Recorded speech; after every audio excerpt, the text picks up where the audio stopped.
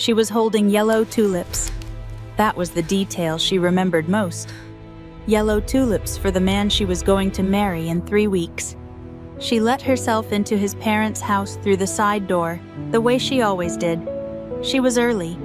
She wanted to make a good impression. She always wanted to make a good impression. She was halfway down the hallway when she heard his voice behind the closed study door. Low, urgent, not the voice he used with her. She stopped. She did not mean to listen. Don't hang up, Nora, please listen But to then me. she heard the word that changed everything. Baby. Not her baby. Not their baby. Another woman's baby. She stood in that hallway with yellow tulips in her hand, and she heard the man she loved explain to his mother exactly how he planned to keep his pregnant wife a secret long enough to marry someone else. She did not move. She did not breathe. She just stood there while the tulips fell from her hand, one by one onto the floor. And in that moment, everything she thought she knew about her life, her future, and the man she trusted completely, collapsed. But here is what she did not know yet.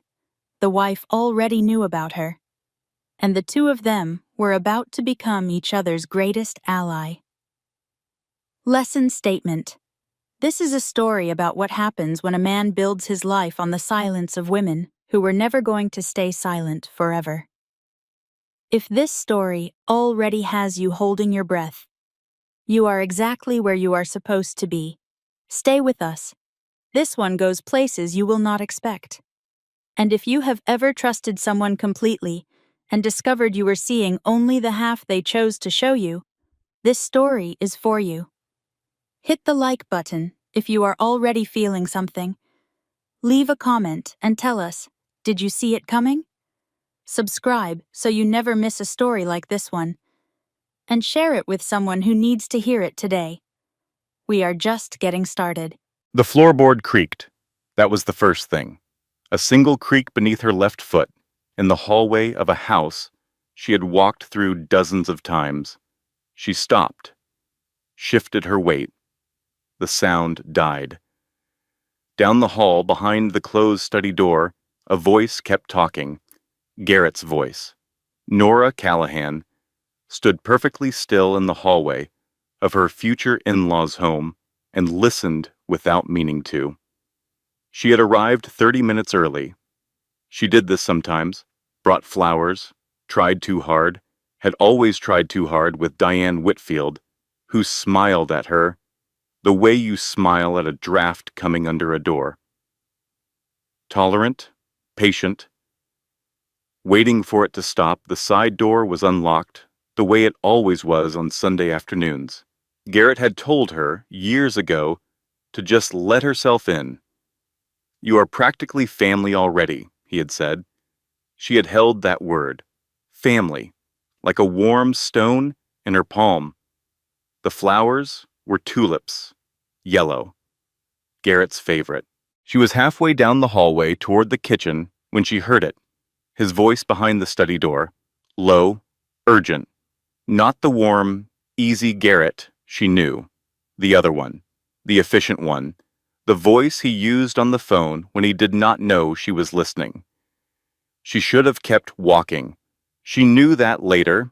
She should have made noise, announced herself, walked straight to the kitchen, and put the tulips in water and waited.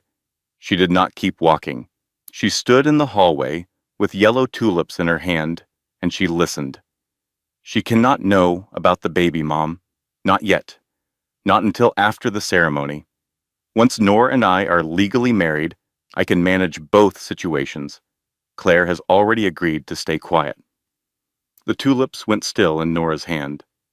Garrett, this is getting complicated, said Diane, not alarmed, conversational, the way she talked about traffic or a delayed flight. It is fine. Claire knows what our arrangement is. The baby complicates the timeline, but it does not change the plan. Frank Whitfield said something low and indistinct.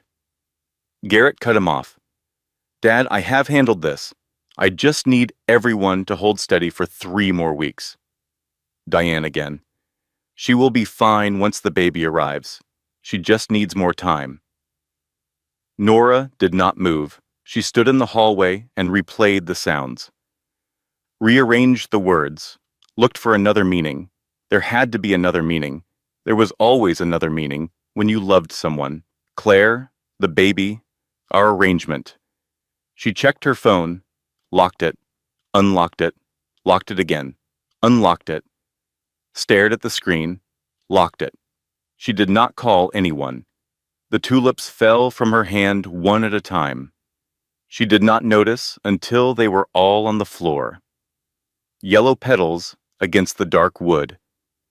She looked at them. She picked them up. Every single one. She gathered them carefully, the way you gather something precious, though she could not have explained why. Then she walked back down the hallway. Slowly, one foot in front of the other, past the family photos on the wall, past the side table with the ceramic bowl for keys. She let herself out the side door. She got into her car. She put the tulips on the passenger seat. She did not start the engine.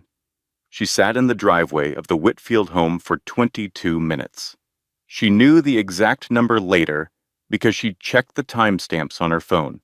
22 minutes of sitting with the engine off in the September afternoon light, while the tulips lay on the seat beside her, and the word arrangement moved through her mind like something with weight. Arrangement. Not affair, not mistake, not I fell in love, and I am sorry. Arrangement. That was a word for something planned, something agreed upon, something that had been in place for long enough to require management. She pulled out of the driveway without going back inside. She did not text Garrett to say she had come and gone. Halfway home, she stopped at a red light and looked at her left hand on the steering wheel. The engagement ring caught the afternoon sun. It was a beautiful ring. She had chosen the setting herself. She had thought he was being romantic, letting her pick. She had told everyone that story, how he had taken her to 3 different jewelers and said, "Whatever you love most, that is what we get." She had cried telling that story at her cousin's dinner table. She understood now what it meant for a man managing 2 households to let a woman choose her own ring. He could not afford to guess wrong on ring sizes. The light turned green. She drove home. Her apartment was quiet, the way apartments are quiet when you have been looking forward to leaving them. She was supposed to be at the Whitfield house right now. Sunday dinner, Diane's pot roast, Frank's careful efforts at conversation. She was supposed to be sitting at that table being practical and pleasant and grateful. She sat on the kitchen floor instead, not at the table, not on the couch, the floor, her back against the lower cabinets, her knees pulled up, the engagement ring catching the kitchen light with every small movement of her hand. She pressed her hand flat against the cold tile, felt the ring dig into her finger, left it there. Her phone buzzed. She looked at the screen. Garrett? She watched it ring. 1, 2, 3, 4, 5, 6, 7. Voicemail. He called again immediately. She watched that too. The 3rd call she sent to voicemail before it rang. She sat on the kitchen floor and she thought, I am 3 weeks from my wedding and my fiancé has a pregnant wife. She thought it in those exact words. She did not soften it or find gentler language for it. She thought it plainly and completely and let it sit in the room with her. The kitchen was very bright. She had always loved the kitchen light in this apartment. East-facing window, good light until noon. She had told Garrett that when she first showed him the place. He had said, "Yes, it is bright. We should keep that in mind for when you move in with me." They had never quite arranged that move. There was always a reason to wait a little longer, another reason she understood differently now. She looked at the ring. I was so proud of that ring, she thought. I showed everyone. I held my hand out at every dinner, every brunch, every work event. I was so proud. She pressed the ring harder into her finger. Then she reached down and slid it off. Not dramatically. No throwing it. No walking to the sink to wash her hands of it. She just slid it off her left hand, and set it on the kitchen tile beside her, and the two of them sat there, together, in the good light, the ring and Nora Callahan, and neither of them moved for a long time. At 9:10, she picked up her phone and called Becca. Becca Harmon answered on the second ring, groggy and slightly alarmed, because Nora did not call after 9 on Sundays. This was a known fact between them. "Nora, what's wrong?" Nora's voice was steady. She was surprised by how steady it was. "He is married," she said. "He has been married the whole time, and his wife is 7 months pregnant." 4 seconds of silence. Then Becca said, "I am putting on coffee. Come over right now." Becca's apartment smelled like old coffee, and the particular candle she burned when she was anxious. Something with cedar and something sweeter underneath. She wrapped Nora in a blanket the moment she walked through the door. It was August, and the night was warm, and the blanket was unnecessary, and Nora pulled it around herself anyway. They sat across from each other at Becca's small kitchen table, and Becca poured coffee she had not actually finished brewing, and said nothing for the first 3 minutes while Nora talked. This was why Nora had kept Becca Harmon in her life for 11 years. She knew when to be quiet. Nora said everything: the side door, the hallway, the voice behind the study door, the tulips on the floor, the 22 minutes in the driveway, the ring on the kitchen tile. She said all of it, the way you empty a bag you have been carrying quickly, without stopping to examine each item.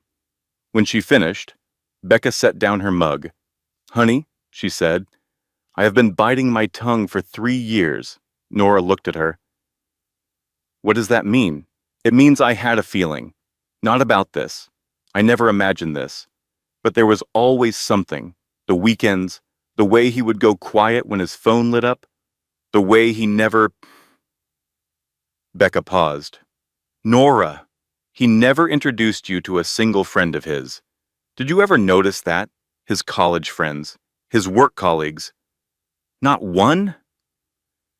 Nora stared at the table. She had noticed. She had made excuses for it. He was private. He was an introvert.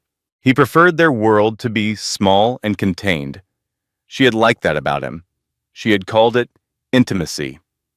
She had thought they were building something rare, a world of two, uncomplicated by the noise of other people. He was protecting his other life from his other life. "I thought it meant he valued what we had," Nora said. "I know you did," Becca said, quietly, without judgment. The refrigerator hummed. Outside, a car passed, with its music too loud, and then faded. Nora picked up her phone. She opened the browser. She typed the name she had heard through the door. Claire Whitfield, Facebook, LinkedIn, a community newsletter from a suburb called Garden View, 40 miles east. A woman with dark hair and a warm smile, photographed at a neighborhood fundraiser 2 years ago, standing beside a man whose hand rested at the small of her back. The man was turned slightly away from the camera, but the shoulder, the particular curve of it, the way it angled toward her, Nora knew that shoulder. She clicked through every photo on the page without speaking. Becca came around the table and stood behind her, and they looked together in silence. Claire Whitfield at a block party, at a Christmas market, at what appeared to be a housewarming. New house, new kitchen, granite counters still with the manufacturer stickers on. And there in the background, blurred but unmistakable, Garrett Whitfield carrying a box and looking entirely at home. He has a house, Nora thought. He has a neighborhood newsletter. He has a life I was never supposed to know about. She searched the county records database. It took 4 minutes to find. Garrett Allen Whitfield and Claire Marie Donovan. Married 4 years ago, 2 years before he met Nora. 14 months before he proposed to Nora at the restaurant she had pointed out 6 times, the one she had always wanted to go to, the one he had remembered, and she had been so moved that he remembered. She had cried at that proposal, happy tears. She had been crying the happy tears of a woman who was already, legally, the other woman. She had told the proposal story at every dinner party for a year. The ring came off at 3:17 in the morning. That was the time on the phone when she finally set it on Becca's kitchen table and looked at it and said, "He proposed to me while he was already married to someone else." "Yes," said Becca. "He is not my fiancé. He never could have been my fiancé. The whole thing is—" "Yes," said Becca again. "I was dating a married man. I was engaged to a married man. My entire relationship is built on a crime." Becca refilled her coffee. She did not offer empty comfort. She did not say it will be okay, or you could not have known. She just refilled the coffee and sat back down and let Nora have the truth of it without softening the edges. That was a gift, though Nora could not feel it as one yet. At 4 in the morning, Nora said, "I need to find her." The wife. "Yes. She is 7 months pregnant. Becca, she is about to have his baby. She does not know about me. She needs to know." Becca was quiet for a moment. "Are you sure that is what you want to do?" "I am not doing it for me," Nora said. "I am doing it because someone should have done it for me." Becca drove her home at sunrise. They sat in the car outside Nora's building in the early morning light, and Becca said, "What are you going to do first?" Nora looked at her building, the east-facing windows, the good morning light she had loved so much. "Sleep," she said. "Then find her." She got out of the car, stood on the sidewalk, looked back through the window at Becca, who was watching her with the expression of a person who loves someone and cannot do the hard part for them. "Becca," she said. "Yeah, I know what I heard. I know what I found." She said it quietly, flat and certain. "I am not crazy, and I am not wrong." "No," Becca said. "You are absolutely not." Nora went inside. She did not sleep. She sat at her kitchen table with her laptop open and the ring in the center of the table, and she made a list. She had always made lists when she did not know what to do next. Practical Nora. Organized Nora. The woman who color-coded her calendar and kept a running grocery list on her phone and had not missed a dentist appointment in 12 years. The list had one column, what I know. She wrote everything down. By 5:30 in the morning, the list covered 2 pages. At 6, she closed the laptop. She looked at the ring, then she looked at the wall above the table, where she had hung a print she bought at a market 3 years ago.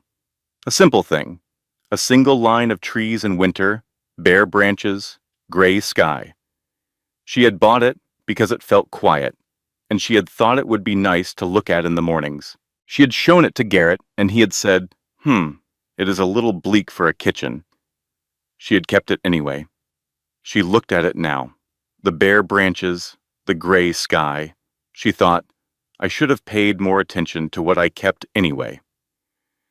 She went to bed at 6:15. She lay in the dark, with her eyes open for an hour. Then, somewhere around 7 in the morning, on the first day of her new life, she fell asleep. She drove to Garden View on a Tuesday morning. She had taken a personal day from work for the first time in 2 years. She told her manager she had a family matter. This was technically true.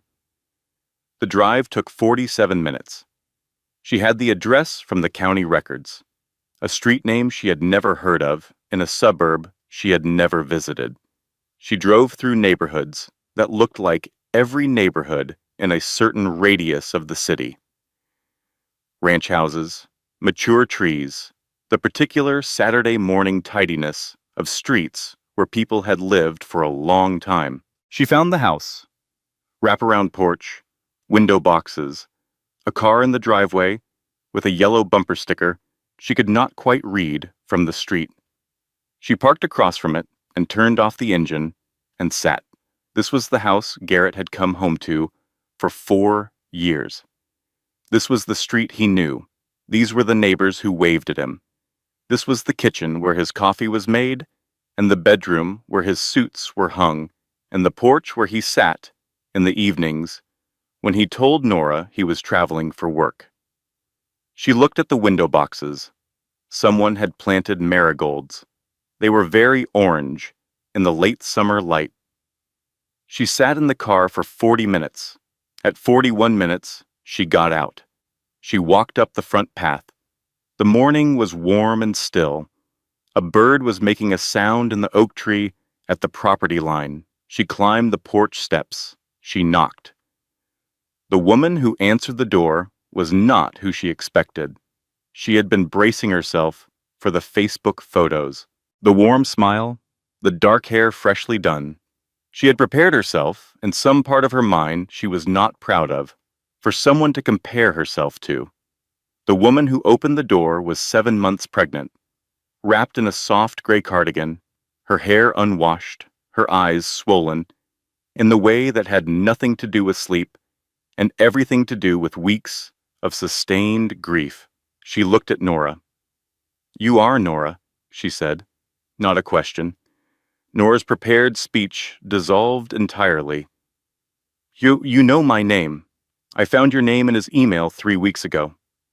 Claire stepped back from the door, not an invitation, a collapse. She simply could not hold herself upright and manage the door at the same time. "I have been waiting for you to come." This was the moment the story changed. Nora had come to deliver information. She had come as the messenger, the one who knew, the one extending mercy to a woman who did not yet have the full picture. She walked into Claire Whitfield's house and understood within 60 seconds that Claire Whitfield had been doing the same research she had for 3 weeks longer. The kitchen table told the story.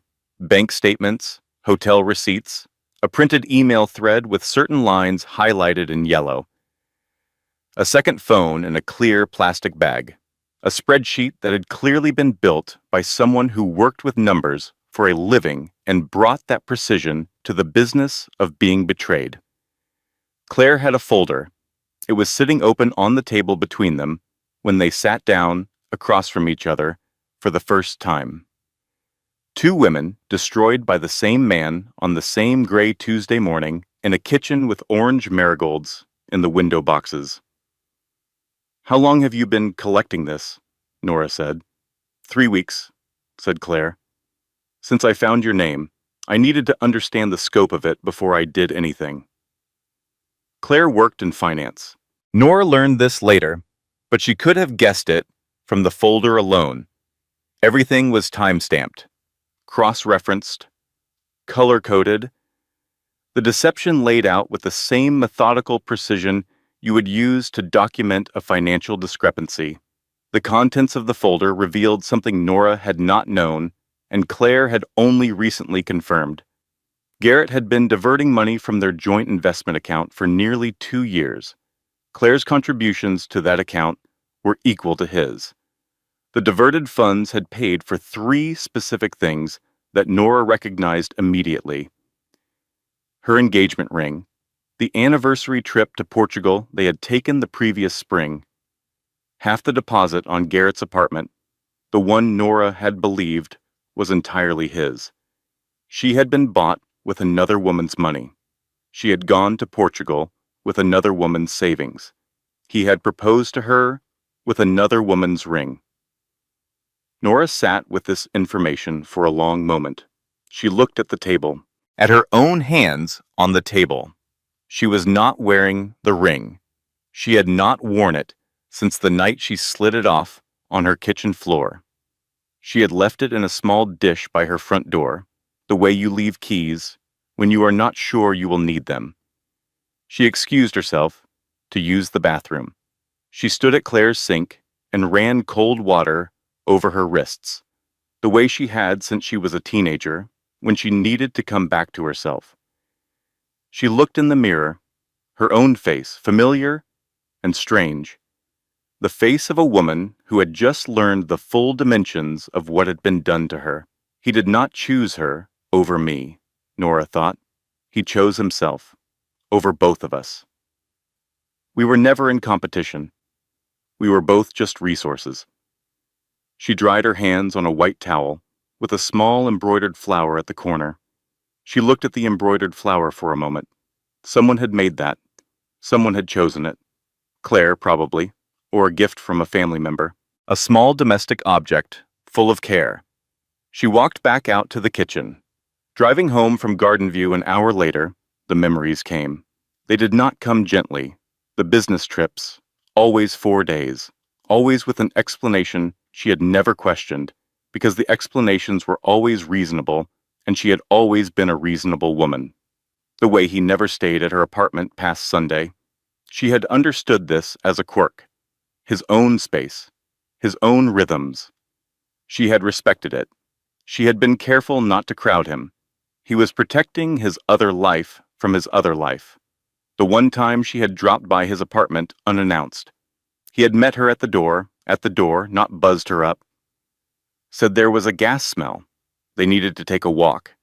She had accepted this. She had thought nothing of it. There was no gas smell. The weekend his phone died, and he did not reach out for 48 hours. She had spent a Sunday afternoon on her couch, telling herself not to be the kind of woman who panicked over 2 days of silence. She had called herself irrational for feeling unsettled. She had practiced being calm. He had been counting on her practicing being calm. She pulled over on a side street 2 miles from her apartment. She sat with the engine running and the air conditioning on, and she let the memories move through her one at a time. She did not try to stop them or hurry them. She let each one arrive, revise itself in the new light, and pass. The signs were all there, she thought. I saw them. I filed them under something else. I was so careful to be understanding, so careful not to be demanding. He built his system on a reasonable woman. She drove past her old neighborhood without planning to, the one she grew up in, 2 streets over from her mother's house. She turned without deciding to and parked outside the small white house where she had lived until she was 18. Sylvia Callahan was in the garden, the way she always was on Tuesday mornings. She looked up when Nora got out of the car, and something in her face changed immediately. Mothers know. Come inside, Sylvia said. She did not ask what was wrong. She did not say you looked terrible, or are you all right. She said come inside, and she put the gardening gloves on the porch railing and held the door open. Nora sat at the kitchen table, where she had eaten breakfast for 16 years and done homework, and cried and laughed and argued and grown up. Sylvia made tea without being asked, set a cup in front of her daughter, sat across from her and waited. Nora told her everything. Sylvia listened without interrupting. Her face moved through things quietly. When Nora finished, she was silent for a long time. Through the window, a neighbor's children were shrieking happily over something in the yard. Ordinary Tuesday. The world moving as though nothing had happened. Your grandmother, Sylvia said finally, would have said that God protects fools and babies. I feel like a fool, Nora said. I know. You are confusing being deceived with being stupid. They are not the same thing. Sylvia reached across the table and covered Nora's hand. Being deceived requires a deceiver. The fault is his, not yours. I should have seen it. He was careful. Men like that are always careful. Sylvia's voice was even. The question is not what you should have seen. The question is what comes next. Through the window, one of the neighbor's children fell and started crying. The crying lasted about 15 seconds. Then it stopped. Then the shrieking started again. Nora looked at her mother's hand over hers. "I'm going to be okay," she said. She was testing the words to see if they were true. Sylvia squeezed her hand. "You are going to be better than okay. It will take time. But yes." The folder changed everything. Nora went back to Claire's house on Thursday. She brought Becca, who brought coffee in a carrier and the particular focused energy of a woman who has decided to be useful. Claire had cleaned since Tuesday. The house was ordered in the way a house gets ordered when someone needs to control something. Trish Odom was there when they arrived. Claire's older sister, 44 years old, compact and calm, with steady eyes and the quiet authority of a woman who had survived her own version of a hard year. She shook Nora's hand with both of hers and held it for a moment. "Thank you for coming to her," Trish said. "I did not know what else to do," Nora said. "Most people in your position would have run." They sat around Claire's kitchen table. The folder was open again.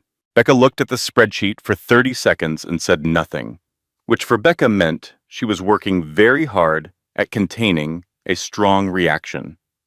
Claire walked them through the numbers with the quiet precision of someone who has rehearsed the explanation enough times that the emotion has been temporarily sanded off it. The diversion had started 22 months ago. Small transfers at first, then larger ones as the second household costs grew. The engagement ring had cost $12,000.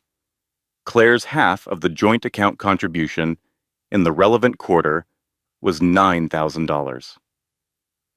Becca set down her coffee. The Portugal trip. 6 nights, business class on Nora's birthday, because he had said he wanted her birthday to be special. $11,000 total. The account records showed a withdrawal of that exact amount 4 days before the trip. "He took you to Portugal with her savings," Becca said. She was not speaking to anyone in particular. "Yes," said Claire.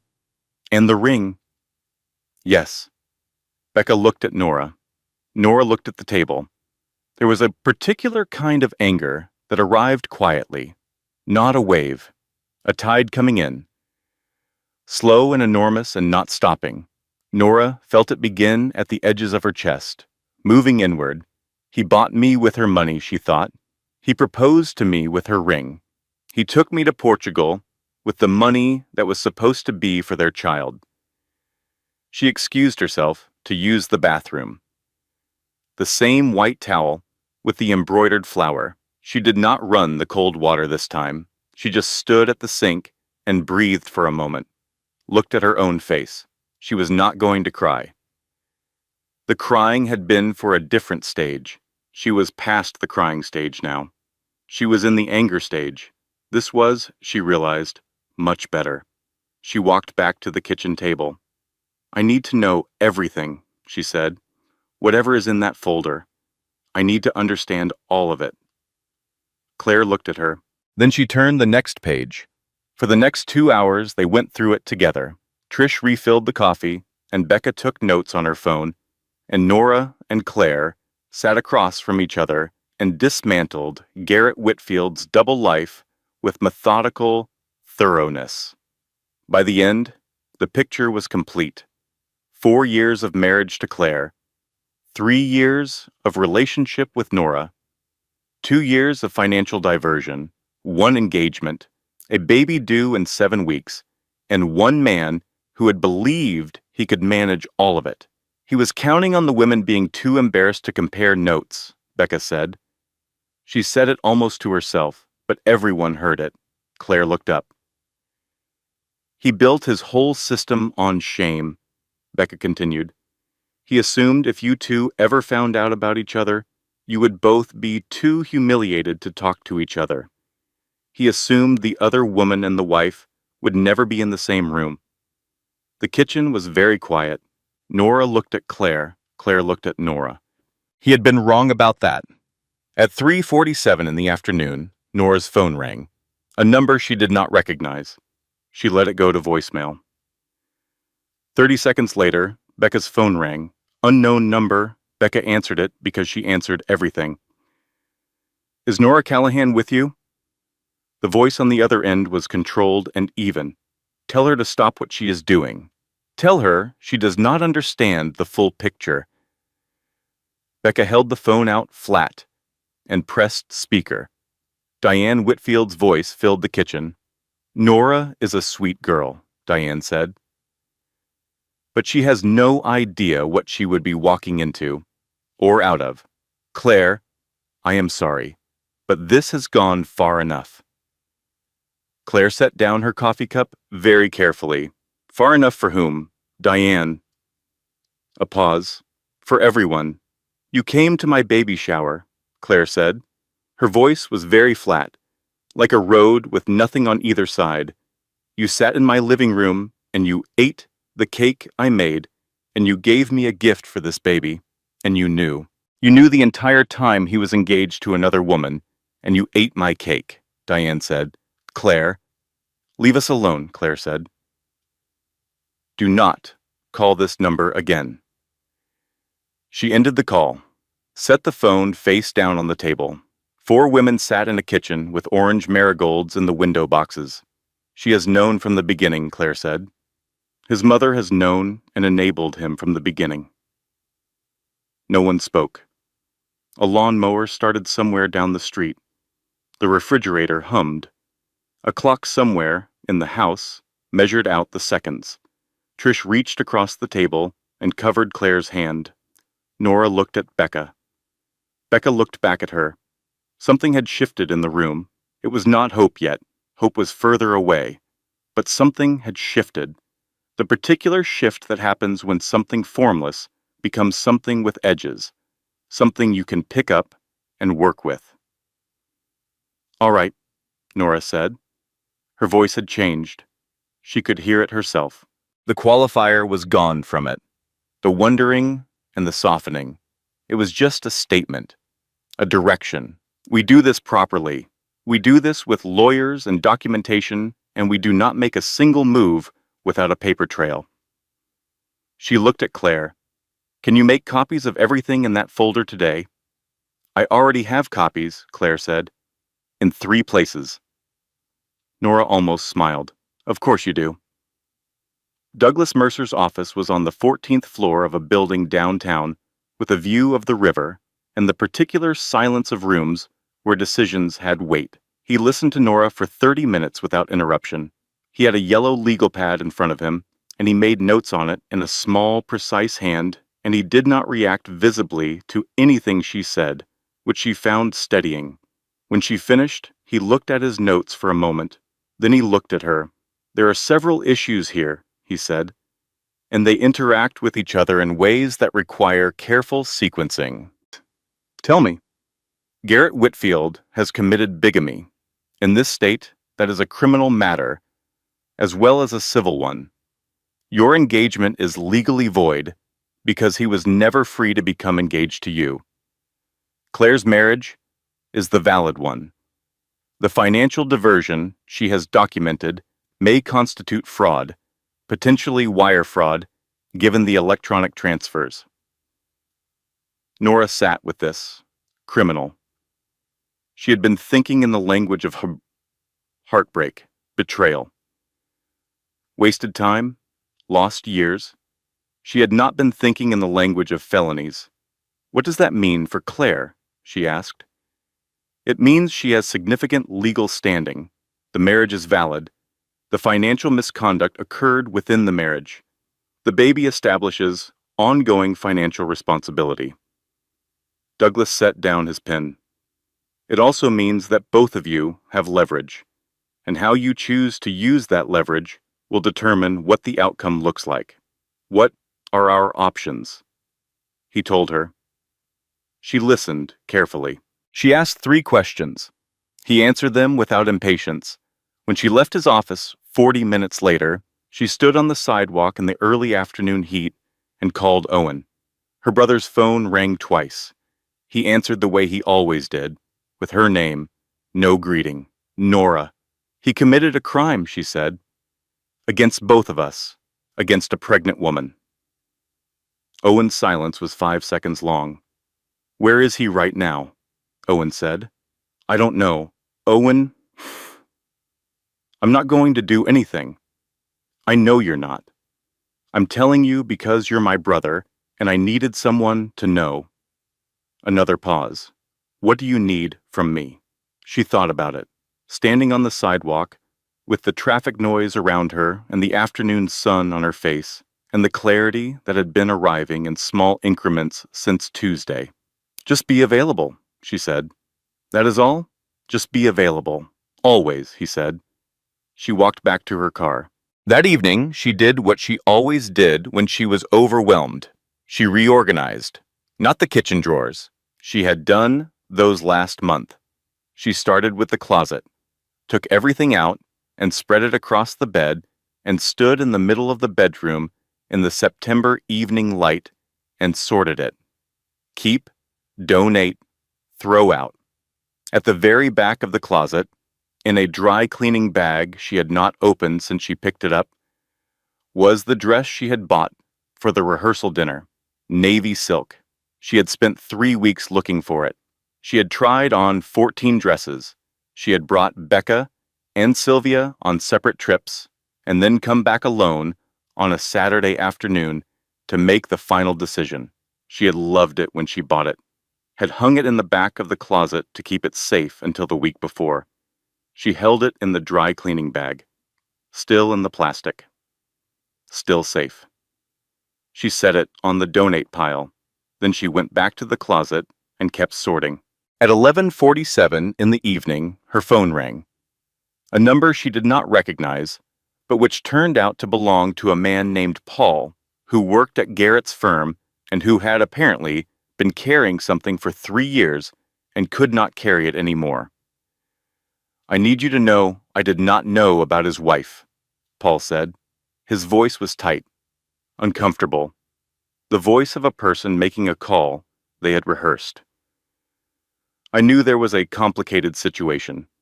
He told me it was an open arrangement. I believed him because it was easier to believe him. I am sorry. Why are you calling me now? Nora said. A pause. Because his wife went to HR this morning. She filed a financial misconduct report. It is going to be investigated. I wanted to apologize before everything became public. Nora sat down on the edge of the bed next to the donate pile. She went to HR, she said. This morning. First thing. Nora ended the call. She sat in the quiet of her bedroom, with the organized closet open in front of her, and the donated dress on the pile, and the keep items hung neatly in a row. She thought, Claire is not waiting. She is moving. Right now, on the same day, she is already moving. Something shifted in her chest. Something that was not quite hope, but lived next door to it. I am not alone in this, she thought. We are doing this together. Her buzzer sounded at 12:15 in the morning. She looked at the security camera feed on her phone. Garrett's face, slightly distorted by the wide-angle lens, looking up at the camera, knowing she could see him. Nora, he said through the intercom. His voice was different than the efficient voice behind the study door, different than the warm, easy voice she had known for 3 years. This voice was something else, something she had not heard before. Nora, please. You do not understand what you are doing. You do not understand what we have. I can explain everything if you would just let me explain. Please, Nora. She counted. He stayed on the intercom for 40 seconds. She turned the screen off. She went back to the closet and kept sorting until 2 in the morning, when everything was organized and labeled and in its right place, and the only sound in the apartment was the refrigerator hum and the distant sound of the city and her own breathing, steady and certain. I deserved better than this, she thought, plainly, without performance, just as a fact. I deserved better than this, and so did she. Trisha's house was in a different suburb, smaller, older, full of Trisha's things. Family photos crowded the hallway walls. A child's drawing was held to the refrigerator with 3 magnets. The furniture was mismatched in the way that means someone has lived there long enough to stop caring about matching. It felt like an honest house. They met there on a Friday evening. Claire had been staying with Trish since Wednesday. Nora arrived at 6 with nothing in her hands because she had started a sentence about bringing wine and then stopped because wine seemed wrong and flowers seemed wrong, and she had not been able to determine what was right. So she had come empty-handed. Trish opened the door and said, "I'm glad you came." They sat in the living room, Claire on the couch with a pillow behind her back, the way she had started sitting everywhere, and Nora in the armchair across from her. Trish disappeared into the kitchen and made noise there with purpose, giving them room. For the first 5 minutes, they did not speak. The clock on the wall ticked. Somewhere in the house, a television was on low. Outside, a dog barked twice and stopped.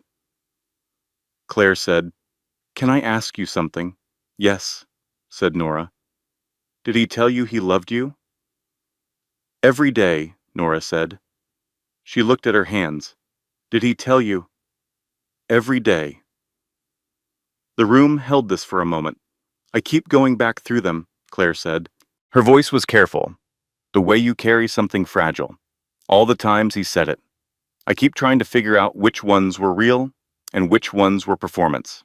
I keep trying to separate them out." She paused. "And then I realized I cannot. I have to let the whole thing go, all of it, even the parts that felt real, because I cannot know which parts were." "He contaminated them," Nora said. "That is the worst part. You cannot keep the good memories. He poisoned every single one of them just by being who he actually was." Claire looked at her. "Yes," she said. "That is exactly it." Outside, the dog barked again. Once, then silence. They sat with the silence for a moment. It was not a comfortable silence, but it was an honest one. It had weight and shape. It was the silence of 2 people who were not going to pretend things were anything other than what they were. Nora's phone buzzed. She looked at it and turned it face down. Garrett, the 6th call today. She had not answered any of them. Claire's phone buzzed at the same moment. She glanced at it, blocked the number, then turned the phone face down. They looked at each other. For a moment, something almost like recognition passed between them. The same gesture, the same hands, the same man's name lighting up their screens at the same moment. "How long?" Nora said. "Before it stops feeling like this?" Claire shook her head slowly. "I don't know. I keep thinking I'm getting somewhere, and then I smell something, or hear a song, and it's like—" She stopped. Her hand went to her stomach, the automatic gesture. "Like falling," Nora said. "Like falling," Claire agreed. They were quiet again. At 7:10, Claire excused herself to the bathroom. She did not come back for 12 minutes. Trish went after her at 8 minutes, slipping out of the kitchen without a word. Nora sat in the living room and listened to the muffled sound of a woman falling apart on the other side of a wall. She did not get up. She did not go to the door. She just sat with the sound of it, because sometimes the right thing to do with another person's grief is simply not look away from it. When Claire came back, her eyes were red. She sat differently, smaller. The composure she had been holding was still there, but thinner now. "I'm sorry," Claire said. "Don't," said Nora. "I've been trying to hold it together." "Claire, do not apologize. Not in this room. Not to me." Claire looked at her. Nora said, "I sat in a bathtub with my clothes on for 2 hours the night I found out. I ran the water until it turned cold, and I just sat there with my jeans soaked and the water going cold, and I could not make myself get out." Claire stared at her. Then something moved through her face. Not a smile. something softer and more complicated than a smile. I ate an entire sleeve of crackers in my car in a grocery store parking lot, Claire said. I cried so hard I couldn't see the steering wheel. I called him 17 times and hung up before it rang. I ironed every single piece of my maternity clothing at 2 in the morning. Every piece. Even the ones I don't like. Something opened in the room. Not laughter. Not exactly. But in the same neighborhood as laughter. A recognition. A release. I reorganized my closet, Nora said. I alphabetized the spice rack, Claire said. I don't even cook. They looked at each other, and then, in the living room of Trish's honest house, in the middle of the hardest week of both their lives, Nora Callahan and Claire Whitfield laughed. It lasted about 10 seconds. It was not pure. It had grief inside it, and anger inside it, and exhaustion inside it. But it was real. It was completely real. It was the first real thing that had happened in days. 2 days later, the news broke at Garrett's firm. The HR investigation, which Claire had initiated with the financial misconduct report, had moved faster than expected. By Wednesday afternoon, the story was circulating in the industry.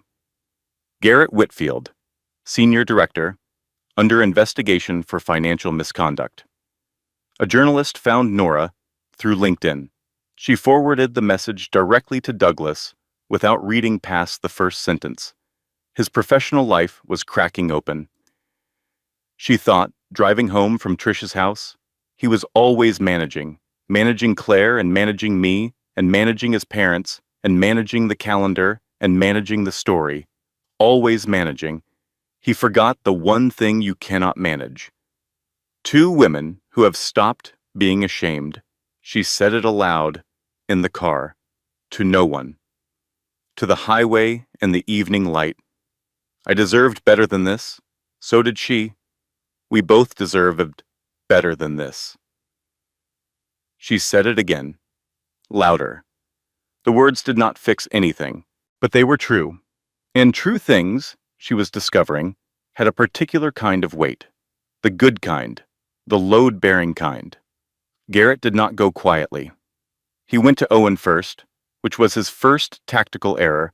He appeared at Owen's apartment on a Thursday evening with a prepared speech and the expression of a man who had convinced himself that the right words in the right order could still fix this. Owen opened the door, listened to him for 90 seconds, said, "Call your lawyer," closed the door. He texted Nora immediately. "He's scared." Good. Garrett went to Sylvia's house next, which was his second tactical error and worse than the first. Sylvia opened the front door and listened to him for 60 seconds with the particular patient expression she reserved for things that required patience, and then she said, "Garrett, I am 61 years old, and I have been watching men like you charm women like my daughter for my entire adult life. Get off my porch before I call the police." She closed the door and called Nora and said, "He was here. He is desperate. Stay the course." His third move was Diane. Diane Whitfield arrived at Trish's house on a Friday morning without calling ahead. She stood on the front porch in pressed linen and controlled hair and the particular composure she had been perfecting for 63 years. Trish opened the door and did not step aside. "She does not want to speak to you," Trish said. Diane's voice was even. "What she wants and what is best for that child. You do not get to say the word child to me," Trish said. "You knew. You watched your son do this to my sister for 4 years. You came to her baby shower. Diane, you sat in her living room and you ate the cake she baked and you held up the little yellow onesie and said, 'Oh, how precious.' And you knew he was engaged to another woman and you ate her cake and you said how precious." Diane said nothing. "My sister almost had a breakdown this week. She is 7 months pregnant. She has not slept more than 3 hours at a stretch in 2 weeks. And you are standing on my porch in your linen blouse, talking about what is best. Trish's voice did not rise. It went in the opposite direction, quieter and more final. Leave. Do not come back to this house. She closed the door. She told Claire later, and Claire sat at the kitchen table and pressed both hands flat on the surface and breathed for a moment. Then she said, "Thank you." "You do not thank me for that," Trish said. "That was free." Meanwhile, Nora was at the grocery store. It was her first ordinary errand since everything. Tuesday evening, basket in hand, she had a list. Because she always had a list, and she was working through it with the specific focus of a person who is managing themselves carefully. Bread? Yes. Eggs? Yes, the coffee she liked. Yes. She turned into the cereal aisle. She was not thinking about anything in particular. She was looking at the rows of boxes in the ordinary way you look at things when you are just a person buying cereal on a Tuesday. And then she saw it. His brand. His specific flavor. The one he had been precise about since she had known him. She had always bought 2 boxes, a primary and a backup, because she had loved him and she had wanted his mornings to be good. She stood in front of the box and she stopped. The basket hung from her hand. The fluorescent lights buzzed above her. Somewhere further in the store, someone's cart had a squeaky wheel. She stood there for 4 minutes. She knew because she checked her phone afterward. She did not buy the cereal. She did not move. She just stood in front of the box and felt something move through her that was not anger and was not grief exactly. Something older and quieter than either of those things. Something like the first real understanding of loss. Not the sharp, fresh loss of betrayal, which has energy in it. The slower loss of ordinary things. The cereal, the backup box, the Tuesday mornings. A stock worker appeared beside her, young, slightly alarmed. "Ma'am, are you okay?" "I'm fine," Nora said. "I'm absolutely fine." She abandoned her basket, walked out of the store without her groceries, got into her car in the parking garage, sat in the dark with the engine off. She did not cry. She sat in the dark and breathed and listened to the sound of her own breathing and let the moment be what it was. Not a performance, not a milestone, just a moment in a parking garage on a Tuesday where she understood something true. This is going to take a long time to be over, she thought, even after it is finished legally, even after the paperwork is done and the money is returned and his name is on a document that says what he did. It is going to take a long time in the ordinary world. The cereal aisle and the Tuesday evenings and the small accumulated habits of loving someone are going to take the longest to go. This was not despair. It felt important to know that. It was not despair. It was accuracy. And accuracy, she had decided, was the only thing she trusted now. She sat in the parking garage for 15 minutes. Then she started the engine, drove to a different store, bought her groceries, went home, made dinner for herself, ate it at the kitchen table, thought I just made dinner for myself and ate it at my own table, in my own kitchen, and I am going to be all right. She called Claire after dinner. They had started doing this, checking in. Brief calls, not about the legal process or the strategy or the folder. Just checking in. In. "How are you?" Nora said. "Tired," said Claire. "The baby is doing this thing at night where she moves constantly between 2 and 4 in the morning, like she knows something is happening and she is agitated about it. She probably does know something is happening. Babies know everything," Claire said. "That is what I have decided. They just cannot say it yet." Nora thought about this. A small person inside a person, aware of the turbulence, unable to speak it. She is going to be incredible, Nora said. She better be, said Claire. After all this, Douglas called with the settlement offer on a Thursday morning. Nora was at her desk at work, where she had been managing to be present and functional for the past 2 weeks through a combination of discipline and the particular usefulness of having something specific to do. He called her desk phone. She picked up. Garrett's attorney has been in touch, Douglas said. He wants to settle, privately. He is offering full repayment of the diverted funds plus a penalty amount in exchange for both you and Claire agreeing not to pursue criminal charges.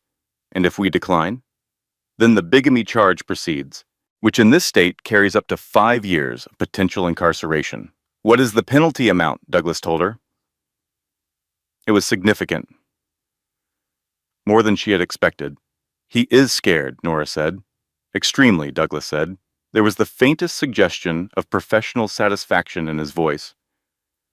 I need to talk to Claire before we respond. Of course. But there is one more element. He has agreed, in principle, to everything. But his attorney says he is resistant to one specific term. Which term? The written acknowledgement, a formal documented admission of the bigamy, signed and filed. Nora was quiet for a moment. The acknowledgement had been Claire's condition. Sandra Marsh, Claire's attorney, had insisted on it, not for the criminal record, for the permanent record, so that any woman who came after them and did her due diligence could find it, so that the truth had somewhere to live permanently. Tell Douglas that the acknowledgement is not negotiable, Nora said. I know, Douglas said. I wanted to make sure you agreed before I communicated it. If he does not sign the acknowledgement, we proceed criminally. Understood? She called Claire from the parking lot at lunchtime. He wants to settle, Nora said. Everything, including financial. But he is pushing back on the acknowledgement. A pause. Of course he is, Claire said. The money he can replace eventually. The acknowledgement is permanent. That is why it matters. Sandra's position? My position, Claire said firmly. Sandra articulated it, but it is mine. Then we hold. We hold, Claire agreed. They waited 4 days. Douglas called back on Monday with the answer. Nora was standing at her kitchen window when the call came. Outside, it had started to rain. The soft, steady September rain that made the streets look washed. She watched the rain on the glass and waited. He agreed, Douglas said.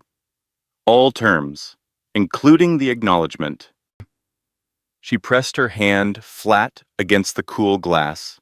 She could feel her own heartbeat in her palm. All of it, she said. Not a question. All of it. The financial repayment, the penalty, legal costs for both parties, and the signed acknowledgement to be filed with the county recorder's office. The rain moved in slow lines down the window. She thought about Claire. 7 months pregnant, 3 weeks away from giving birth, building a life in her sister's upstairs apartment on a financial foundation that was about to be restored. She thought about the baby who moved between 2 and 4 in the morning. She thought about the folder on the kitchen table and the embroidered towel and the cereal aisle and the parked car in the dark of the parking garage. She thought, it is done.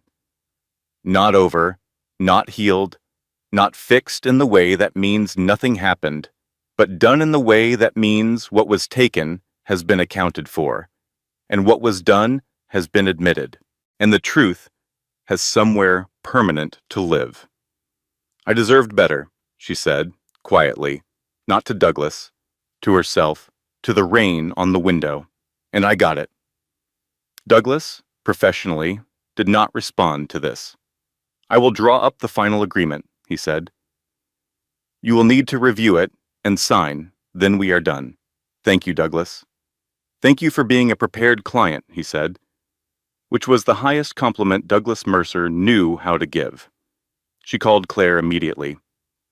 The phone rang 3 times, which was unusual. When Claire picked up, her voice was different, entirely different, compressed and concentrated, and lit from inside with something enormous. "I'm at the hospital," Claire said. "Do not worry. Everything is fine. I am fine. She just decided she did not want to wait any longer." Nora sat down on the kitchen floor. Same floor, same tile. "She," Nora said. "She," Claire confirmed. And her voice had changed so completely that it was almost a different person's voice. Everything that had been hard and guarded and careful and strategic in it for the past weeks was simply gone. "She is here. She is so small. She is so—" Claire stopped speaking. Through the phone, Nora heard it. Small, urgent, brand new. The sound of a person arriving in the world. She sat on her kitchen floor, with her back against the cabinets, and her knees pulled up, and the phone pressed against her ear, and she listened to that sound. The rain moved down the window. The refrigerator hummed. The clock on the wall ticked. The world kept going, the way it always did. The way it did, even in the middle of the hardest things and the best things. She listened to the baby cry. The baby's name was Marin, 6 pounds, 4 ounces, born on a Wednesday evening in the first week of October, 3 weeks before she was expected, with a full head of dark hair and an expression, according to Trish, of someone who had arrived specifically to audit the situation. Nora sent flowers the next morning. She called the florist, the same one who had cursed Garrett in the sympathetic shorthand of a woman who had heard too many versions of this story. She said, "I need something for a woman who has been through something enormous and just had a baby. The most beautiful thing you have." The florist sent white dahlias and pale yellow roses and a card that said, in Nora's handwriting, "She is going to be extraordinary. So are you." She did not visit. Not yet. That would be too much, too fast, and Nora had become very precise about what was too much and what was the right amount and when. She signed the settlement agreement 11 days after Marin was born. Douglas walked her through each page. She read everything. She did not sign anything she had not fully understood. She initialed the page that contained the acknowledgement, which named Garrett Allen Whitfield, and described his actions with the unambiguous clarity of legal language. She signed the last page. Douglas said, "That is it." She put the pen down on his desk, looked at the signed document, thought about the woman who had sat on a kitchen floor with tulips in her hands and an engagement ring catching the light. She was still that woman, but she was also someone else now. Someone who had gone through a thing and come out the other side with her character intact, and something in her spine that had not been there before. 3 weeks after the signing, Nora did something she had not done in 3 years. She made plans that did not involve Garrett Whitfield's calendar. She opened a browser on a Tuesday evening and booked a flight to Edinburgh. 7 nights. A small hotel she had seen mentioned in an article 2 years ago and marked in her bookmarks and never acted on because there was always something else happening, always a reason to wait. Scotland. Cold and gray and full of stone and history, and not one single memory of him. She told Becca on Thursday. "You're going alone?" Becca said. "I was going to," Nora said. "I thought it would be good for me to do something alone." "That is a beautiful idea," Becca said. "Very independent, very brave." A pause. "I booked a seat on the same flight. You didn't." "I did, about 30 seconds after you told me you were going. Your row was full, so I'm 2 rows back." Nora laughed. "The full kind. The kind that came from deep in the chest without effort." "Becca," she said. "Yes." "Thank you. For all of it." "You would have done the same," Becca said.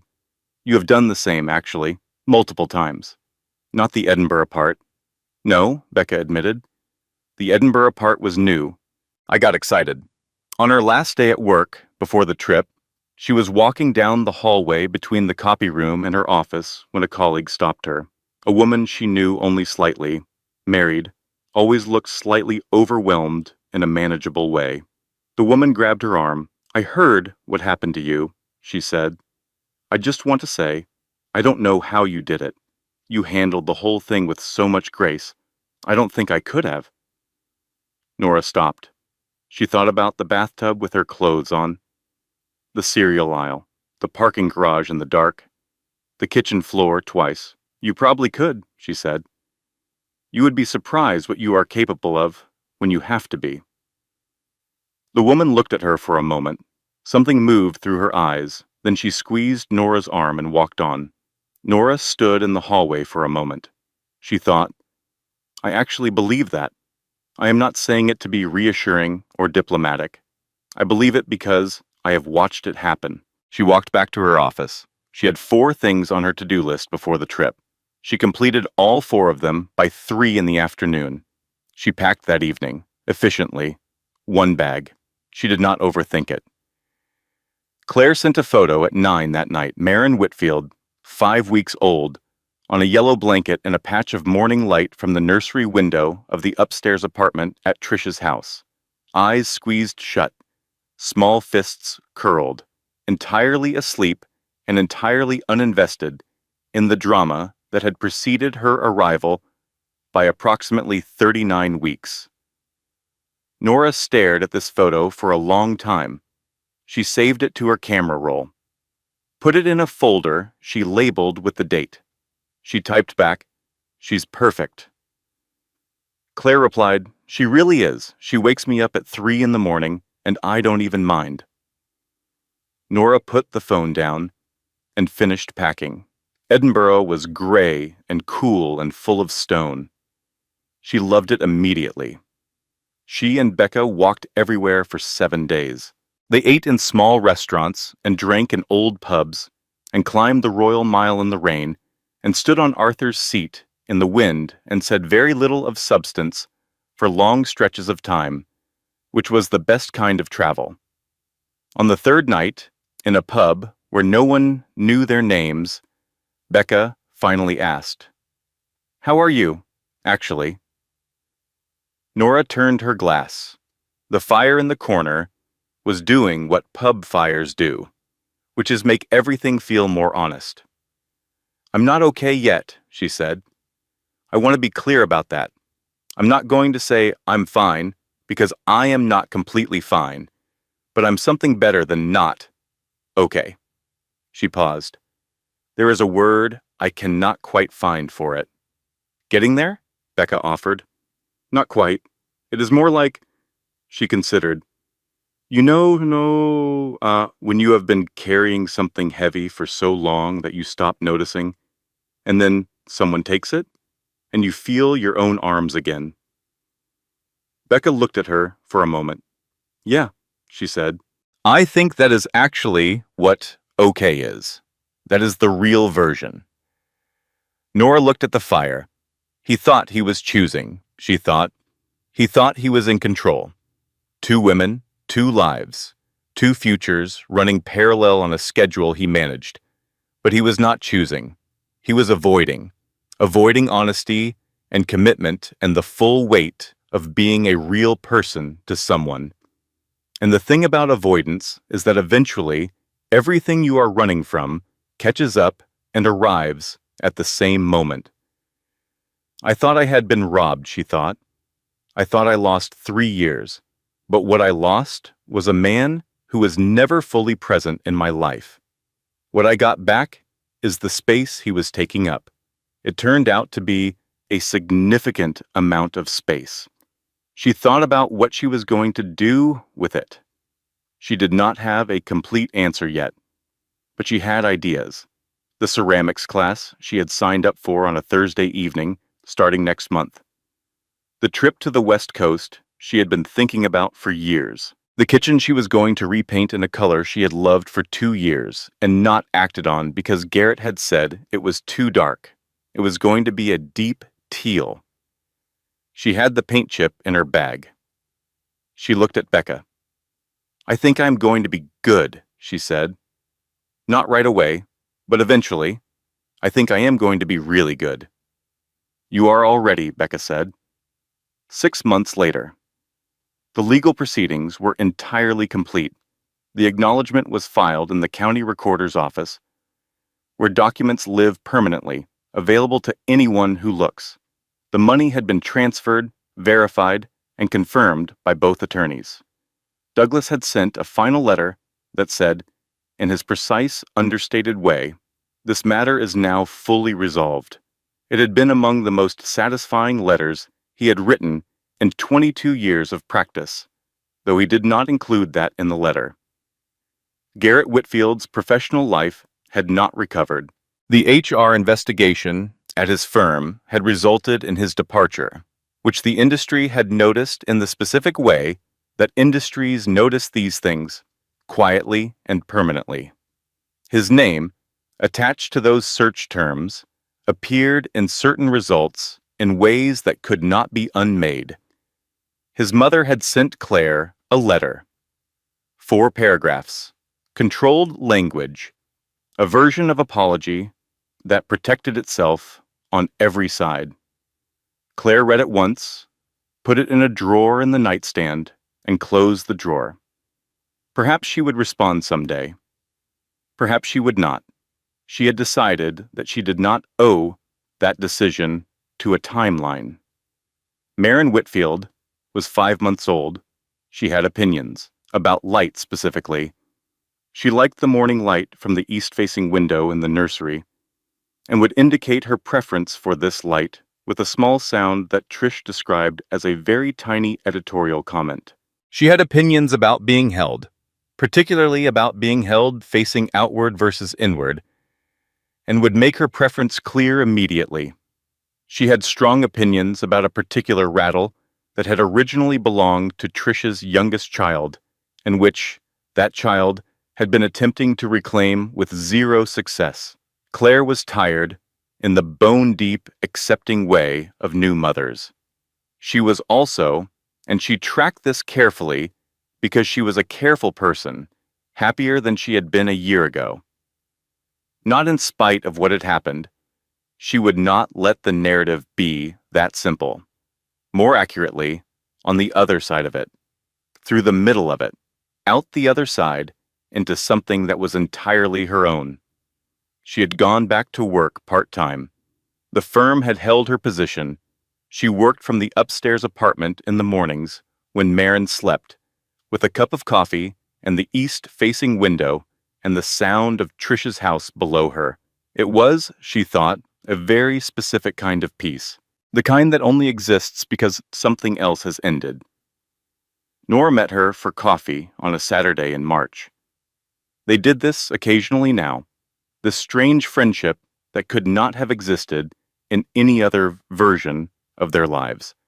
They met at a coffee place that was neither of their neighborhoods, which felt right, neutral ground that became their ground. Claire arrived with Maren in the carrier, the solid, warm weight of her pressed against Claire's chest, completely asleep in the particular way of babies in carriers who trust their mother's heartbeat entirely. They ordered coffee. They sat by the window. They talked about ordinary things for a few minutes. Work, the upstairs apartment, Trish's youngest's ongoing campaign to reclaim the rattle. Then Nora asked, "How are you doing?" "Actually." Claire considered it. She looked out the window. A man was walking a very old dog down the sidewalk with the patience of someone who has accepted a slow pace as the correct pace. "I am building something," Claire said. "I do not know exactly what it is yet. I do not have a complete picture, but the materials are mine, all of them, the work, the apartment, Maren, the choices I make every morning." She paused. "For the first time in 4 years, nothing I am building has a hidden foundation. It is all the way down mine." Nora looked at her. "That is the thing," Nora said. "Isn't it? He gave us both that.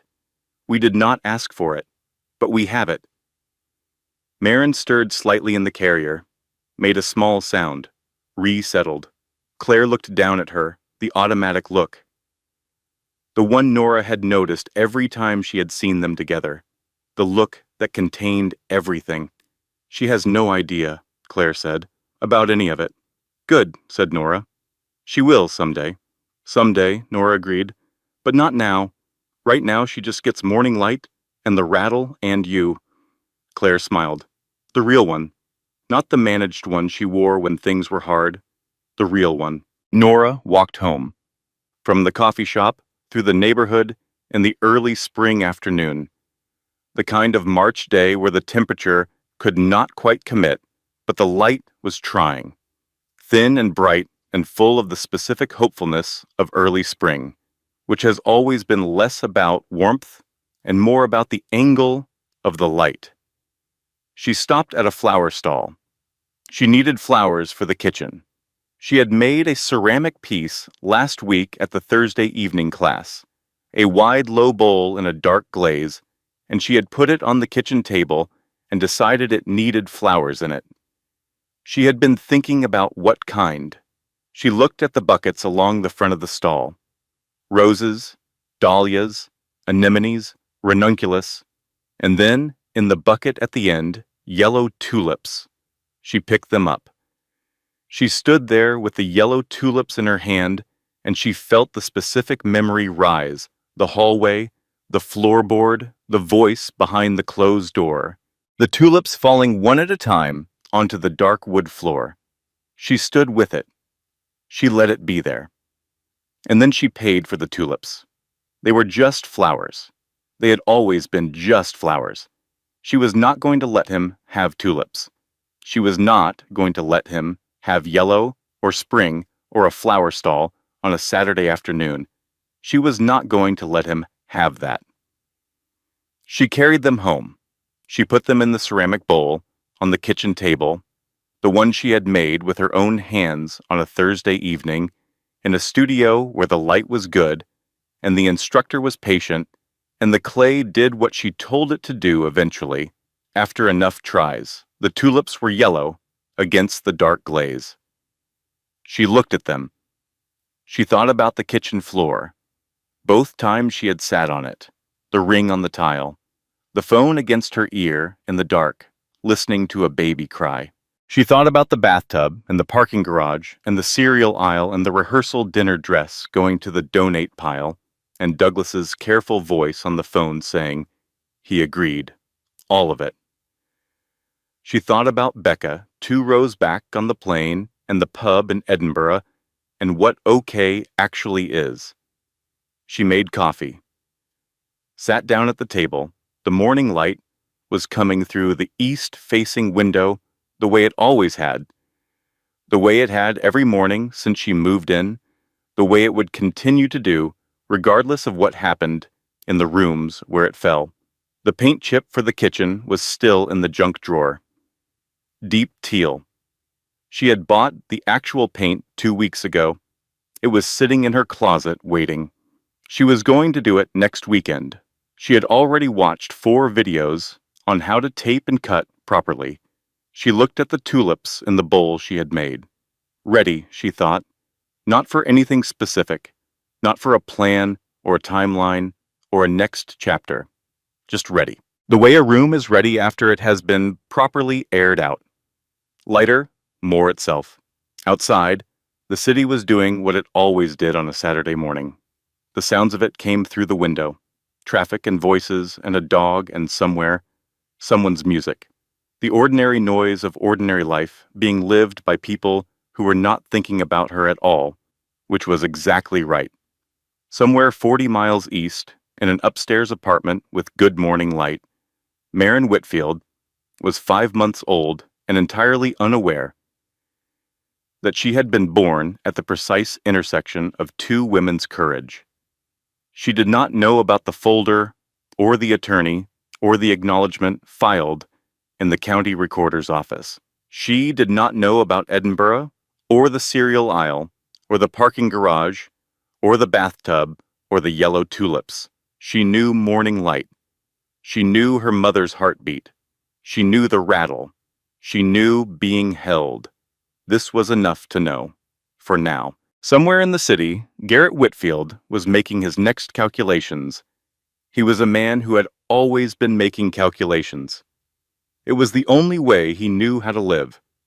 He would make them again with someone else, in some new arrangement. This was almost certainly true, but there was a document now, in the county recorder's office, available to anyone who looked. He had signed it himself. And somewhere on a Thursday evening, Nora Callahan had her hands in clay, at a table in a studio with good light, making something she did not have a name for yet. Not a bowl. She had made the bowl, not a cup. She had made two of those, something new, something she could not see the shape of until her hands found it. The instructor came by and looked at the clay on the wheel and said, "What is it going to be?" Nora considered this. "I don't know yet," she said. "That's usually when the best things happen," the instructor said. She went back to her table. Nora put her hands back into the clay and turned the wheel and let her hands find what they were looking for. The light in the studio was exactly right. She was not thinking about any of it. She was just making something, and it was enough. It was completely enough. Closing disclaimer. The story you have just heard was carefully researched, developed, and manually edited by our team, crafted with intention to bring you narratives that reflect real emotional truths, meaningful lessons, and the quiet strength that lives inside every difficult chapter. Thank you for being here.